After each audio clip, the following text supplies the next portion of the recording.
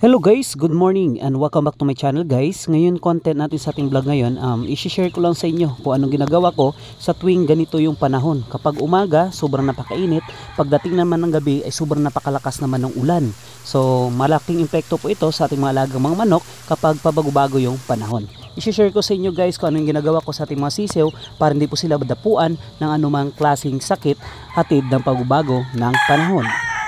Ito nga pala guys yung ginagawa ko tuwing umaga kung kagabi sobrang napakalamig ng panahon at saka sobrang lakas ng ulan.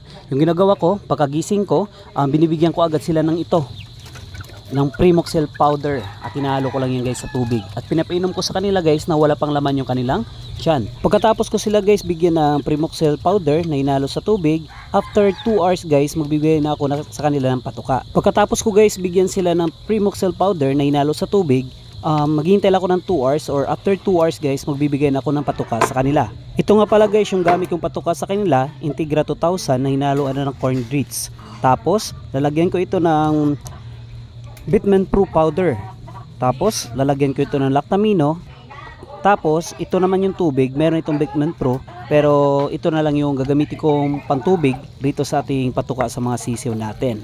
Bali ito guys yung ginagamit ko na patubig din sa ating mga malalaking manok na. After that, halu-haluin na lang natin guys para maganda po yung mixture ng ating mga ingredients dito sa patuka sa ating alaga mga sisiw. Okay?